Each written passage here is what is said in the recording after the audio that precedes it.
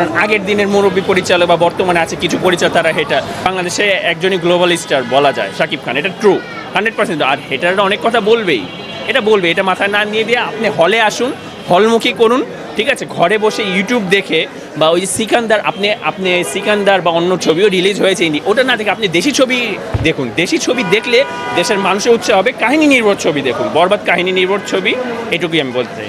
আমরা বড় ধামাকা মিস করতাম, বাস আমরা খুবই আফসোস করতাম। যাক আমাদের এখানে হয়েছে আলহামদুলিল্লাহ। শাকিব খানের হেটার অথবা ওই যে কিছু কিছু আছে মনে করেন পরিচালক, মনে করেন আগের দিনের মুরব্বী পরিচালক বা বর্তমানে আছে কিছু পরিচালক তারা হেটার। যেমন শাহরুখ খান বা সালমান খানের ছবি যখন রিলিজ হয় তার পাশাপাশি যদি রণবীর কাপুর অথবা রণবীর সিং বা কোনো তাদের ইমরান হাসমি, তখন কিন্তু মানুষ কিন্তু শাহরুখ খানের ছবিটাই চলে। কিন্তু কিছু মানুষের আছে নামের উপর, খ্যাতির উপর চলে, কিন্তু এটা ভুয়া কথা।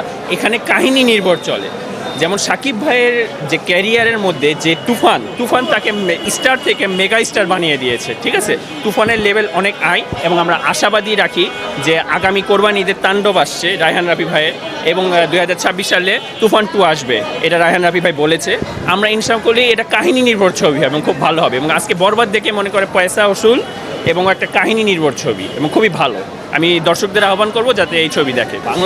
বাংলাদেশে আসলে কি আমি যদি বাংলাদেশে আমি ওই হিসাবটা করি যে আমি সাকিবিয়ান না, কিন্তু আমি শাকিব খানের ছবি দেখি, কারণ বাংলাদেশের ছবিকে আন্তর্জাতিক লেভেলে নিয়ে যাওয়ার জন্য আমি বলবো one and only Shakib Khan.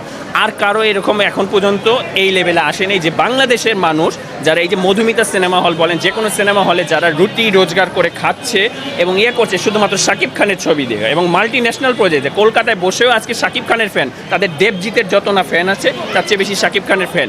আমরা এগুলো সার্চিং করে রিপোর্ট পেয়েছি, দেখলাম যে ওই যে সেন্সার বোর্ডের ছাড়পত্র পেতে।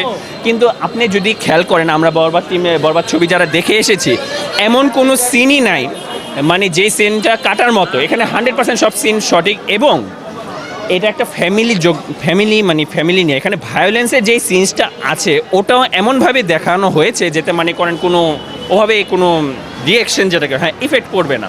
খুবই সামাজিক একটা পরিবার, ছোট বলতে কি যে প্রাপ্তবয়স্ক 18 যেমন মুরব্বীদের নিয়েও এসে এটা ছবি, একটা সামাজিক অ্যাকশন ছবি। আপনারা যদি পুষ্পা দেখতে পারেন, আপনারা যদি কিল ছবি দেখতে পারেন, অ্যানিমেল দেখতে পারেন, তাহলে এখানে এটা কি, এখানে দেশের ছবি মূলত হচ্ছে আপনি আমার দেশকে ভালোবাসলে দেশের ছবিটাকে কীভাবে আন্তর্জাতিক লেভেল, প্রয়োজনে প্রডিউসারদের সাথে কথা বলুন যে আমরা আরও উন্নত কীভাবে নিয়ে যাব দেশে।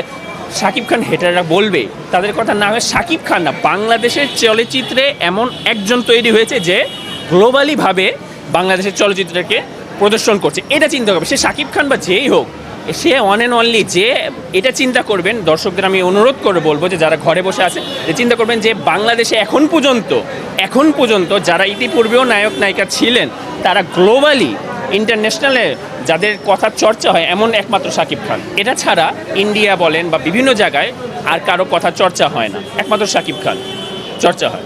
Thank you.